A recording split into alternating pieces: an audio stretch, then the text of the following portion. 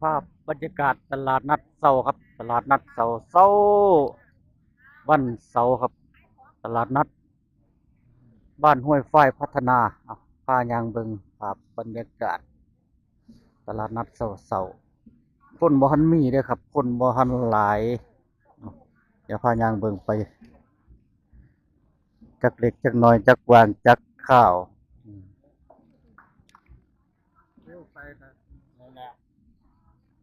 ของอยู่ของกินของขากของขายมีหลากมีหลายผักย่างอ่างหญ้าปูปลาหน้าน้ำกุ้งปลาหมึกมีทั้งกุ้งหมึกดองหมึกบ่ดองหมึกสาย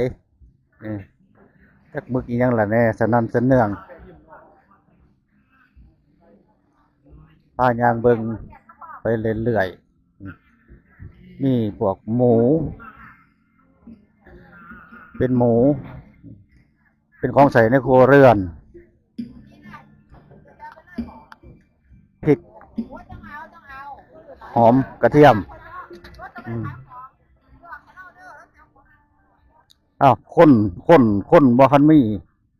นี่คนโมโหว่าไปใส่บ่คันสวยคือว่านั่นล่ะยังเศร้าๆอยู่ยังเช้าๆอยู่ของอยู่ของกินมีหลากมีหลายเป็นพวกแมงใหม่แมงกีปูแมงกีน่ายแมงกีซ่อนแมงทั้งนั้นทางนี้เฮ็ดพอก็ยังมีนี่ว่าเบิดแล้วก็ยังมีคือเก่าเฮ็ดละโงกเฮ็ดเฟืองเฮ็ดฟางเฮ็ดนางฟ้าเฮ็ดนางลม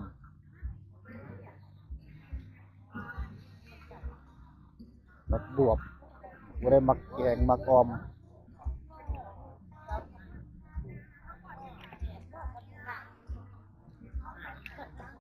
สุดยอดครับสุดยอดอาหารสันสูงต่อบ่ฮู้ว่าต่ออีหยังเดี๋ยวพาเบิ่งครับกำลังแต่งกำลัง กำลังแต่งใส่ถาดของเสียเป็นน้ำปรุงหมักขึ้นมาคักหลายกำลังการงานสร้างนี่แหละกำลังการงานสร้างต่อพายางเบิ่งทางนี้จักหน่อยเวียนจักหน่อยหนึ่งเราได้มาจากโคเรตา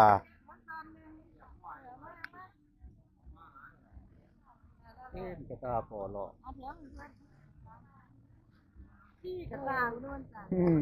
เราใส่กระตาบัสีตามาหอดก็ได้คล้ายยังแล้วคลองหมัก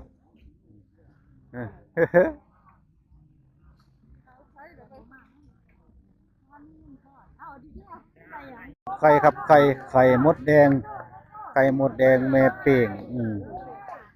เฮ็ดพอหน่อยนุ่มยังขาวจั่วอยู่ยังมีอยู่เลยครับยังมีเหมือนเดิมพายางมาเบิ่งทางพี่เฮ็ดของใหญ่ของง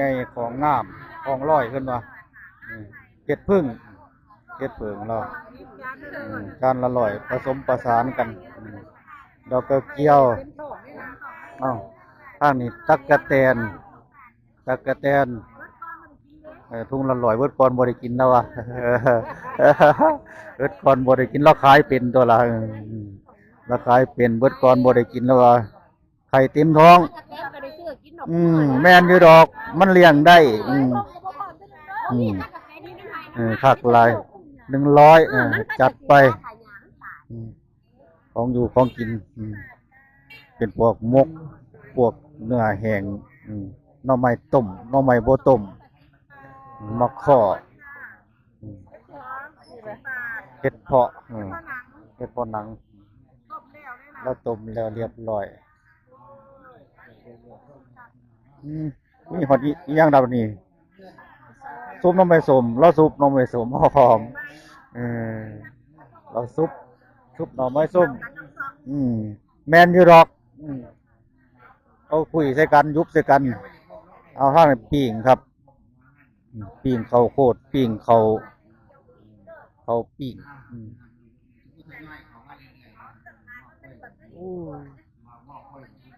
ทางนี้ปลาครับ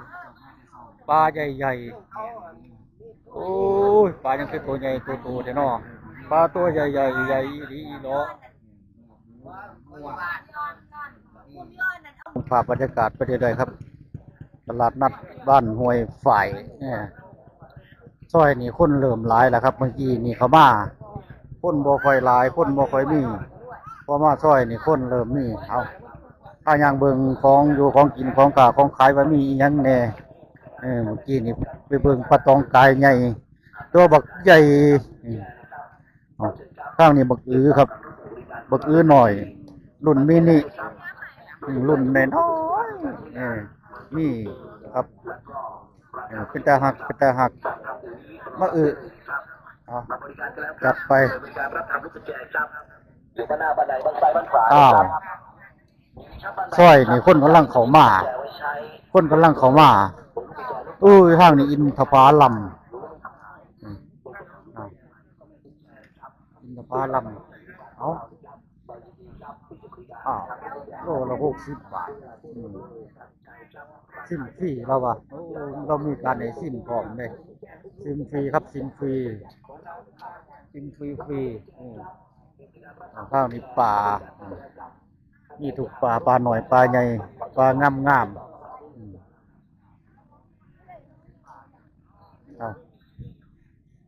ถ้าย่างชิ้นยาวๆเนี่ยจักหน่อยหนึ่งหลังจากย่างตลาดนัดบ้านห้วยฝ่ายแล้วจะพาพี่พ่อน้องไปตลาดนัดอำเภอโขงเจียมบ้านด่านเอาพามาเจ็บผับบรรยากาศเนี่ยมาเท่าจักหน่อยหนึ่งเอาหมวกไปทางนั้นจักหน่อยหนึ่งครับทางนั้นโคกระบือตลาดนัดบ้านห้วยฝ่ายนี่ก็มีทั้งเพิ่นมาขายพวกควายงัวด้วยครับอาหารการอยู่การกินเป็นภาพบรรยากาศข้างนี้เป็นหมากเป็นผู้มีทั้งหมากมีทั้งผู้หมากยางอ่างหญ้าหมากเข่งหมากเขือ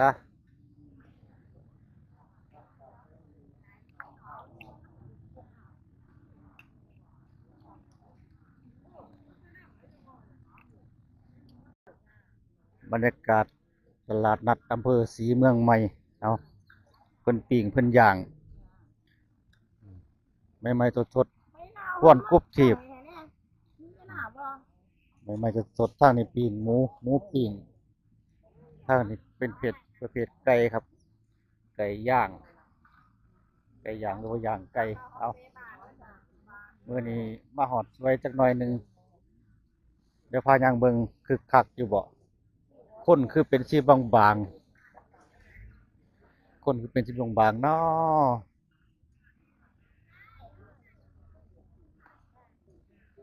หันมาเบิ่งปูปลาน้ำ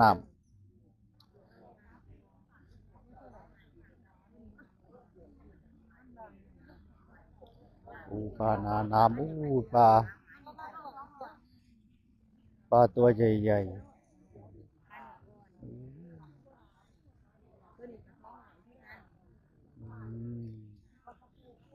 แล้วดูปลาครับแล้วดูปลาปลาก่อนผักนี่จะลายแล้วดูปลาแล้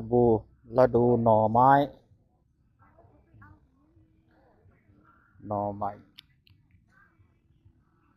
นี่คือหน่อไม้ต้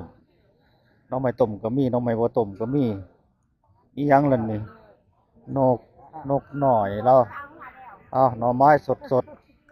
แบบหลายหน่อไม้ต้มหน่อไม้อีหยังหน่อไม้โจดหน่อไม้ไล่มีทั้งโจดมีทั้งไล่กระตางามเราก็มีกระตางาม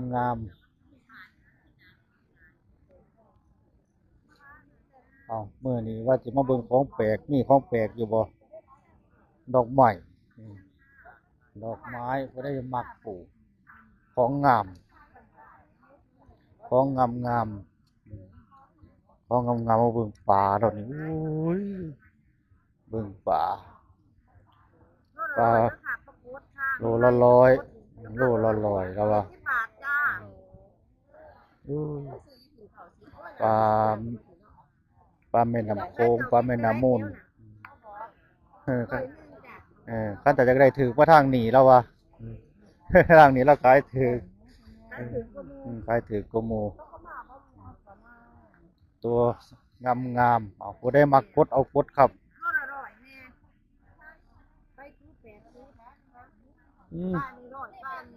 ปลานั่งตัว80แล้ววะถือลงมาแล้วตัวนี้นี่บ่คึกคักเลยครับคนตลาดนัดบ้านกุดสมบูรณ์คนหน่อยจะมาแม่ค้าหลายคนน้อยๆแม่ค้าหลายหอยใหญ่ๆเราคือเก่าหอยใหญ่แล้วพายางเบิงแนวอยู่แนวกินพายางเบิงของแปลกตู้หน่อไม้หวานเราอ่ะเอ้ยหน่อไม้หวานเราอ่ะ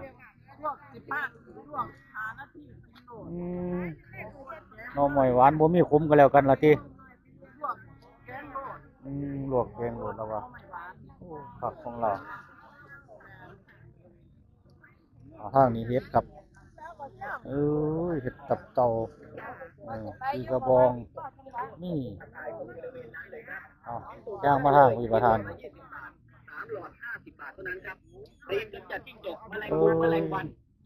หอยบักใหญ่20 บาทแล้ว20 บาทแบบหลายลูกใหญ่ๆลูกใหญ่ๆกลิ่นนี้มันหอมแมลงวันได้กลิ่นมันจะบินมาตอมเลยครับตายเรียบไม่มีเหลือครับท่านรอดูผลงานได้เลยช่วงนี้จราจรติดขัดมาข้อมาล้อบ่เห็นถึงแล้วเรามาข้อหวานเรามาข้อหวานเอาเครื่องใส่เครื่องซอยทางนี้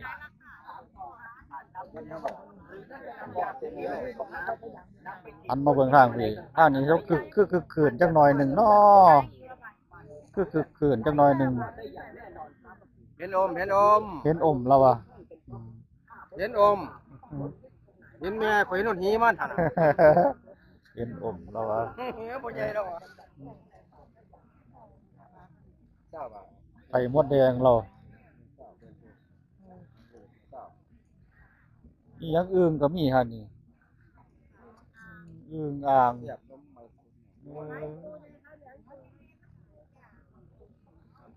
ก็มี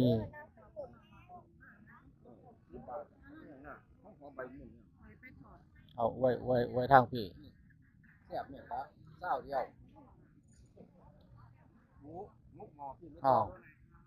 มื้อนี้บ่คือคักเด้อมื้อนี้บ่คือคักหน่อไม้ต้มเฮ็ดบอใหม่ๆก็มีแล้วว่ะยังใหม่ๆขาวๆอันนี้ปลาข้างมดแดงอันของหวานเรา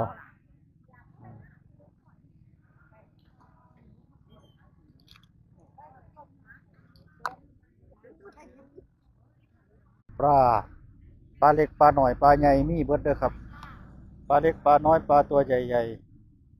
ๆปลานี่ก็ขายดีคือกันปลาเสียบระวังปลาอีหยังก็ซื้อเพิ่นปลาหมู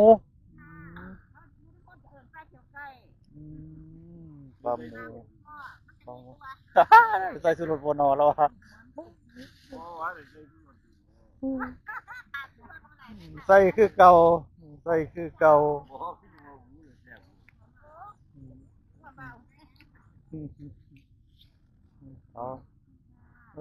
นี่แหละครับโปรเดมบางเนี่ยได้ก็หาซื้อแนวนั้นเอา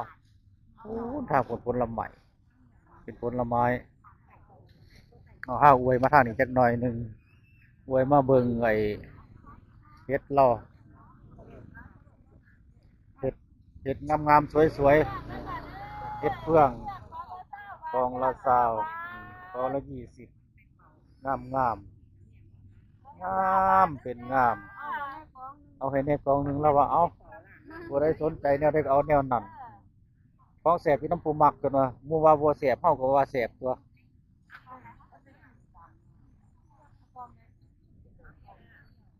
อืม20บาทโอ้ยจำเป็นจำแล้วเออเออเออเออเออ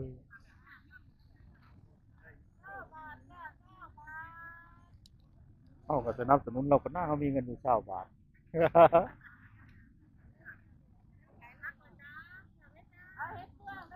เอากองหนึงกองได้ก็ได้แล้วแต่เจ้าแล้วแต่เจ้าจัดมาโหลดเอา